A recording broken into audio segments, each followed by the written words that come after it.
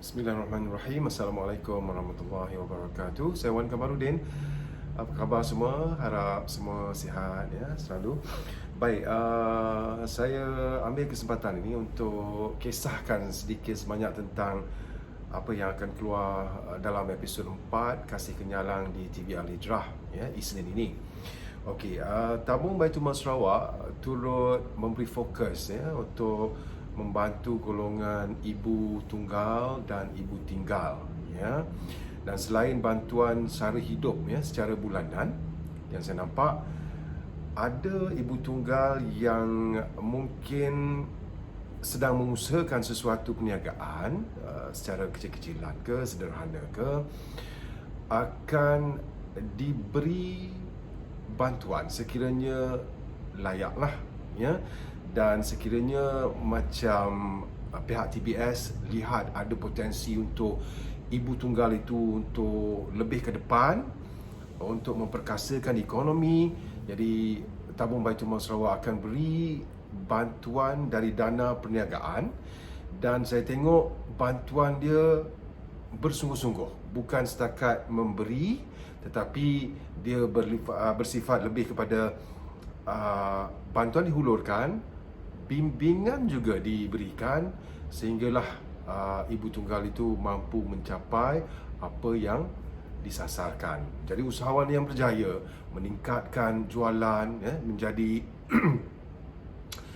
usahawan yang tanpa diduga ya. Dan saya nampak penilaian yang dibuat dia lebih cepat, solid, dan mereka dah tahu apa yang nak dinilai, dan mereka dah tahu sama ada ibu tunggal itu mempunyai satu karakter yang memenuhi kriteria sama ada bantuan itu dapat dibantu ataupun tidak. Jadi saya nampak bila seorang pegawai turun, dia dah buat satu keputusan apabila menilai, dan di peringkat atasan nanti dia akan defend saja kenapa saya membantu ibu tunggal ini. Sangat berbeza dengan institusi lain yang pernah saya turut sertalah ya. Jadi dia macam kuasa itu diturunkan kepada pegawai untuk membuat penilaian yang baik. Jadi ini semua kerana Allah kan. Jadi jujur dalam berkhidmat, amanah, insya-Allah Allah akan beri panduan kepada kita untuk menjalankan tugas kita dengan penuh bertanggungjawab lah ya. Jadi dua ibu tunggal yang akan kami paparkan dalam episod Isnin ini, kedua-duanya saya sangat respect, saya sangat kagumi kerana kedua-dua ini mempunyai karakter yang sangat tenang, sangat kuat.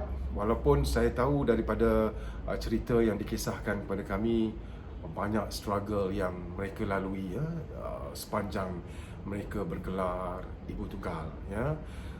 Memang simpati, tetapi oleh kerana kita tengok kan kuat ya, kita bagi sokongan lagi untuk terus memperkasakan ekonomi dua ibu tunggal ni. Ibu tunggal pertama bekas pramugari ya, dan mempunyai 3 orang cahaya mata ya. Anak dia saya rasa kecil-kecil lagi ya, 6, 8, mungkin 12.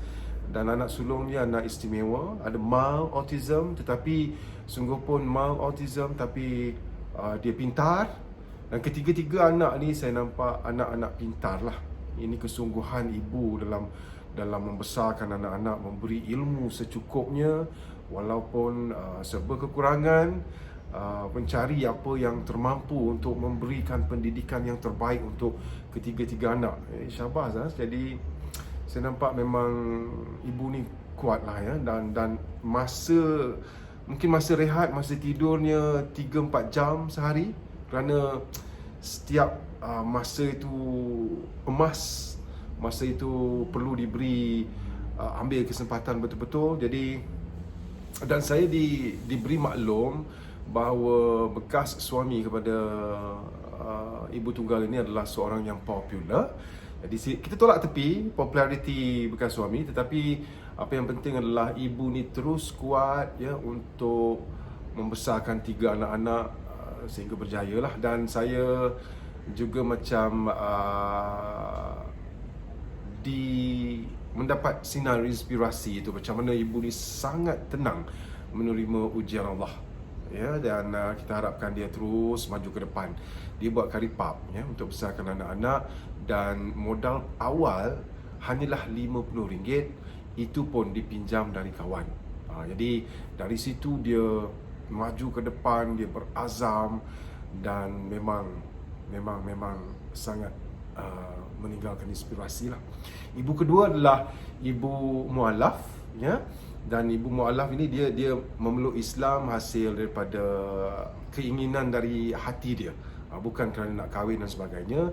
Dan uniknya di Sarawak ni kan, ibu tunggal mualaf ni ada seorang anak yang 9 tahun ya, dan anak itu hasil perkongsian perkahwinan dengan bekas suami dulu semasa belum memeluk Islam. Jadi anak itu dibesarkan oleh ibu dan ayah kandung yang berlainan agama ya. Tetapi apa yang saya menariknya, ini hanya di Sarawak, entiti keluarga angkat yang sangat saya sangat penyayang lah ya, dan juga dia seorang ibu tunggal, dan juga keluarga kandung dan anak kandung yang berada bersama keluarga kandung. Ketiga-tiga entiti ni hidup dalam cukup penyayang, mesra, harmoni, dan saya rasa itulah uniknya kasih kenyalang ya, hanya di Sarawak. Jadi ibu tunggal ini pun memiliki skill untuk membuat kek dan cookies.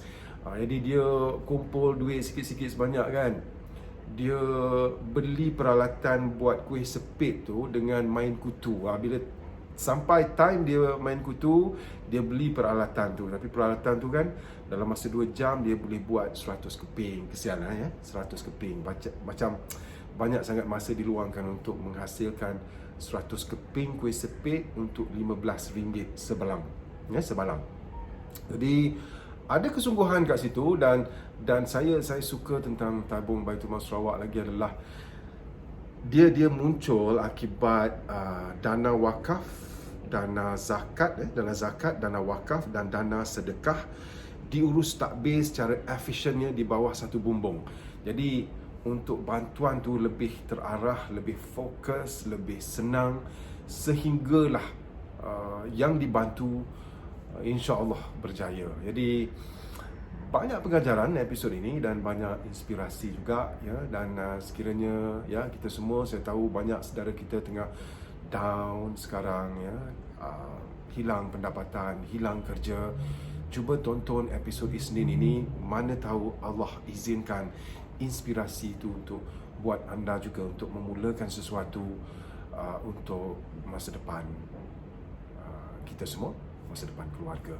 Jadi saya harapkan anda semua turut mendapat inspirasi dari episod Isnin ini ya, Kasih Kenyalang, episod Ibu Tunggal dan Ibu Tinggal, 9 malam di TV Al-Hijrah, insya-Allah. Terima kasih banyak.